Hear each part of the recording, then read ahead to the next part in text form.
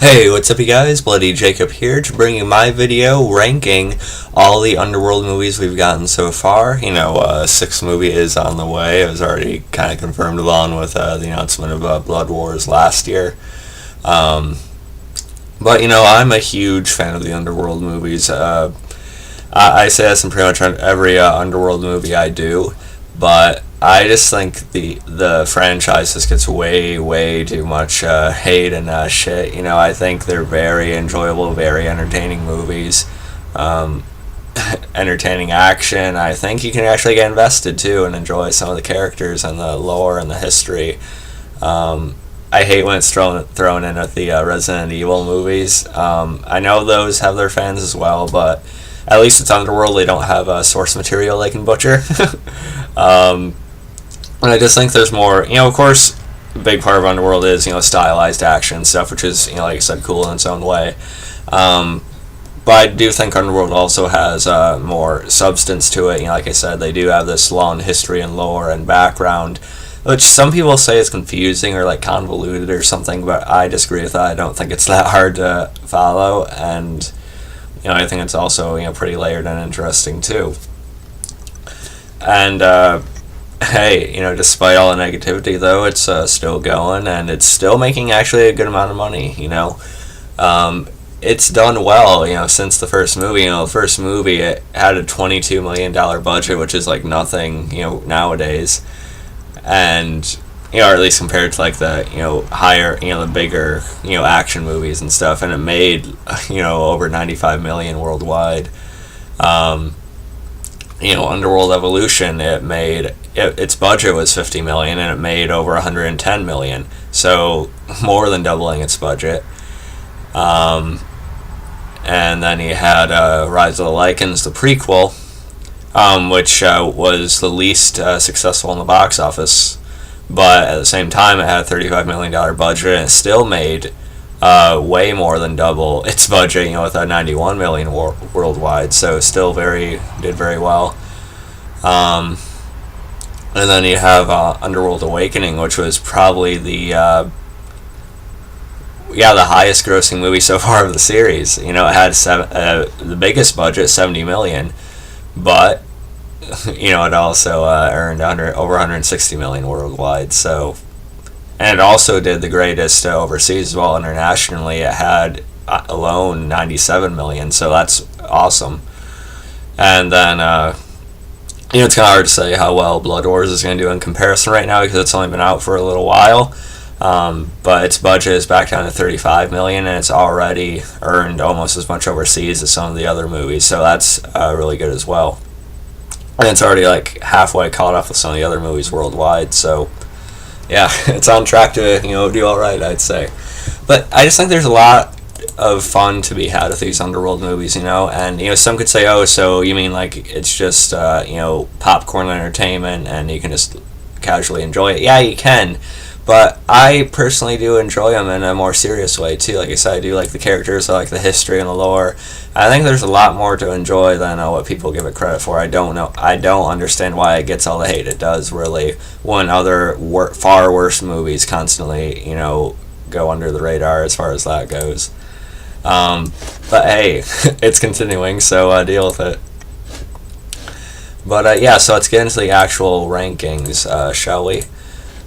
This is hard for me to do because I think there's things I really enjoy about each of the Underworld movies, and I'll probably do another like updated rankings like once the sixth movie comes out, of course. But I don't hate any of the Underworld movies. I like them all, but I had to put them in order, and it's really just another excuse for me to talk about Underworld until the next movie comes out. So, all right, so. Number 5, yeah, there have been 5 movies total so far, right? So, number 5, my 5th favorite movie, technically my least favorite movie of the series so far, is probably Underworld Evolution. Like I said, I don't dislike any of these. I do like Underworld Evolution quite a bit. At one point, it was actually my favorite of the series, but it was at a time when I was first watching them over again, so I got more into it, with it being a little bit newer to me again. But after seeing some of the other movies again, this one kind of falls below the rest of them for me. And like I said, there's nothing really wrong with it, by comparison to the other ones.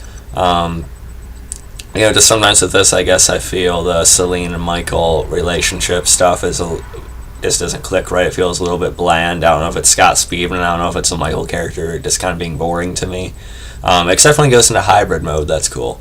And then the Williams stuff, like the first werewolf, the strongest werewolf. I thought they could have used him quite a bit more. I did like the guy who played Marcus, though. I thought he was a fairly good villain.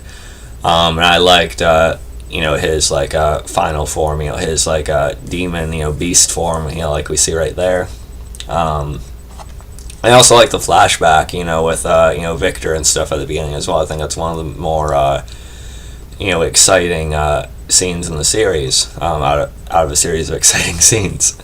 But yeah, there's really nothing wrong with it. Just some of the romance didn't really work as much, and certain parts, like how William is handled, feel a little bit clunky.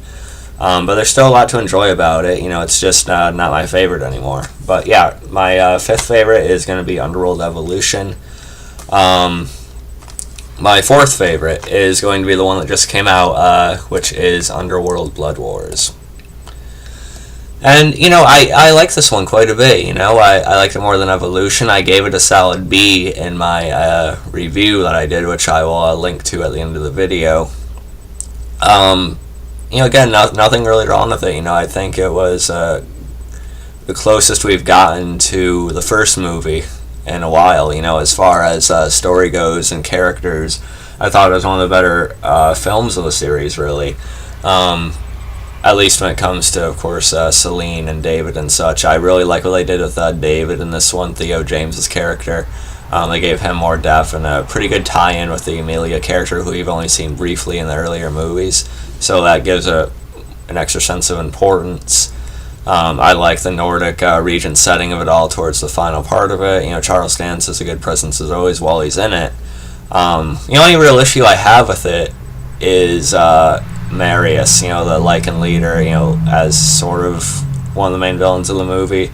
The actor isn't bad, but I just feel like he was just sort of like a type of villain for the series, I think.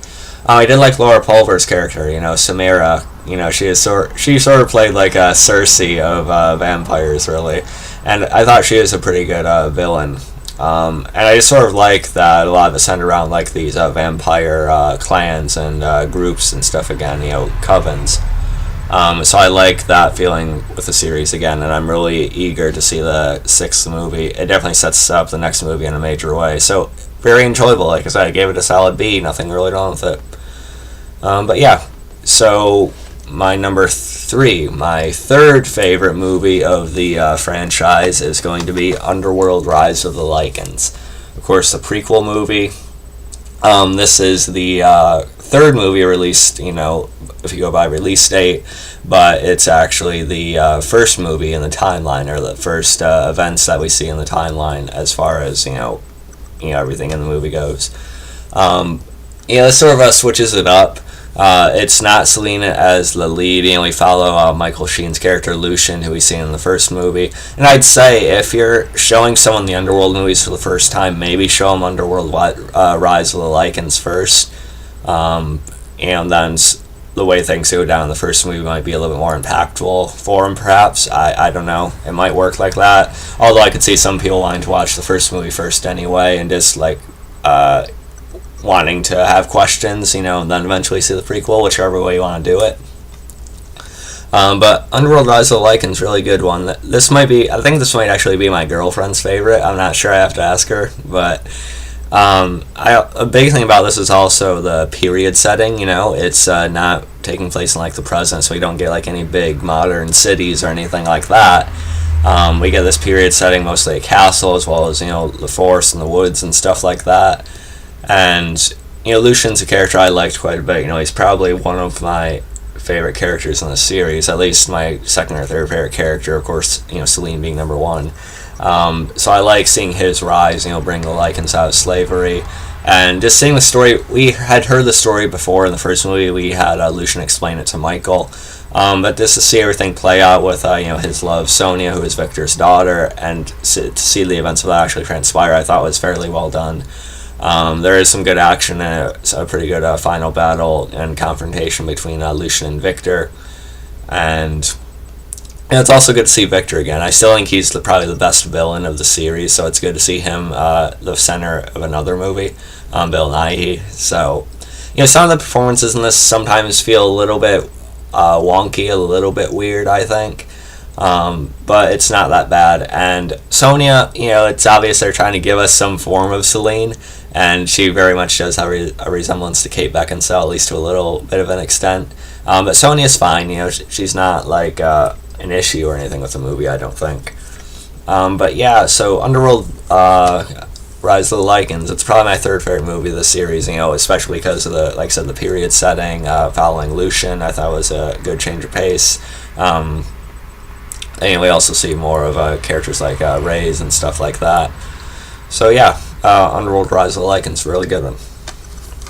Alright, and my second favorite movie of the series is going to be the first, Underworld. This is the first movie, of course, it came out back in 2003.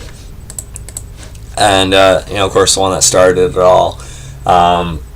Who knew it would still be going 13 years later, but unlike a lot of people, I'm damn happy that it is. The first Underworld, I almost put this at number one, until I rewatched Awakening, but we'll talk about Awakening in a few minutes. But the first Underworld, of course it did a lot, and probably my favorite thing about it, though, is the relationship between Selene and Victor. And I like that dynamic and sort of Selene discovering all the lies initially and stuff. I thought it's for some reason I can't talk. But I just thought their dynamic and sort of their relationship and history together is still one of the best character dynamics of the entire series.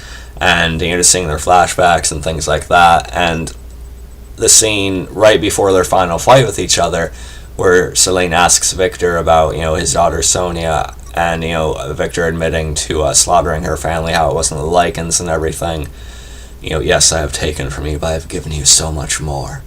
And I just thought we see that Victor does sort of have an attachment to Selene, and perhaps some regret deep down in his dark, undead heart that he might actually have some regret or remorse and stuff like that. I just thought that was a really good scene. Bill Nighy's usually more over the top in the role for reasons given. But they have more grounded scenes together in this one. And another thing about the first Underworld, we also see Lucian in this movie, which is good as well.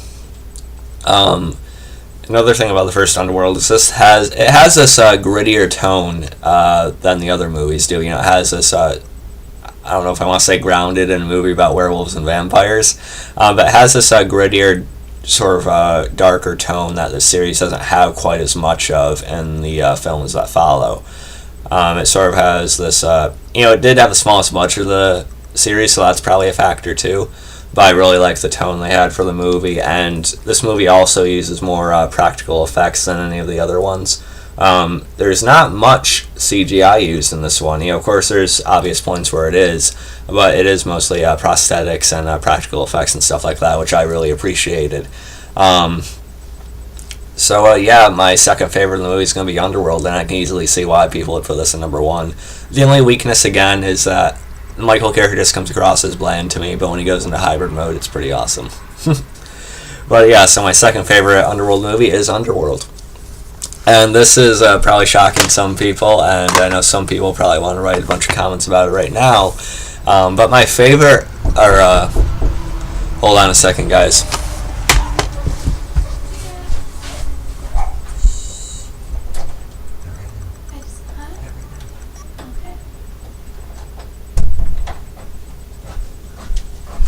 Sorry about that, guys. That hasn't happened in a while.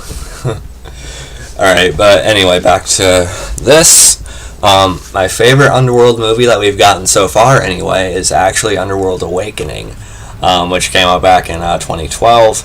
I know some people see this as like the worst movie of the series, and for a little while I thought it was mine. But as I was taking my girlfriend through the movies, I rewatched Underworld Awakening again. I'd only seen it like once or twice beforehand, But seeing this again, it's, for me anyway, the most entertaining movie of the entire series.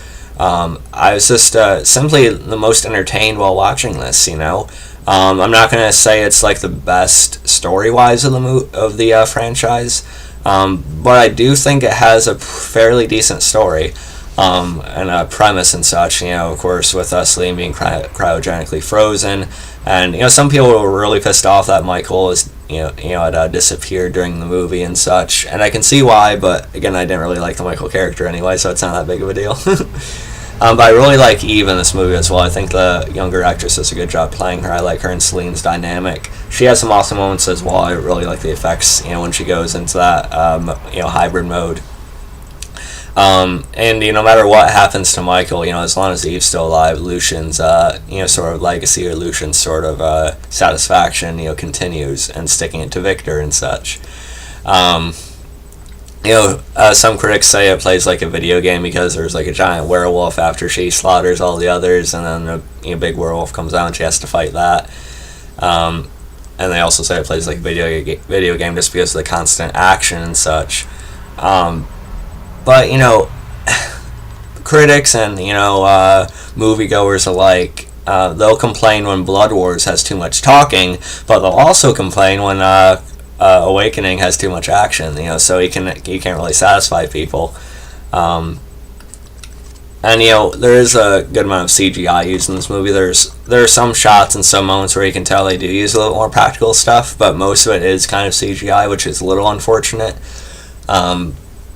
But I also, as far as the villains go, I have that scientist Jacob.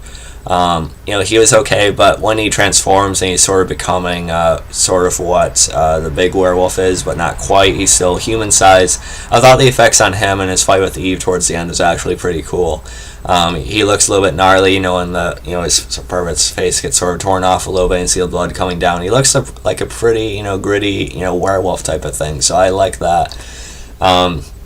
And Celine herself, has some of her most badass moments of the entire series. She just goes all out, and quite a few groups of people in Lycans in this movie, and that's something I wanted to see ever since I first started watching the movies. Is just Celine not hold back at all and just kill everyone without mercy, and we see that a few times in this movie. And she just goes through the guards when she initially escapes, which is an awesome scene, by the way. Just like a completely overpowering and just maneuvering around all of them so quickly. And then when also the truck driver shoots her in the head, and then she just drains him of his blood. She's arguably on a warpath in this movie. So you get some really great Celine type moments like that in this movie as well.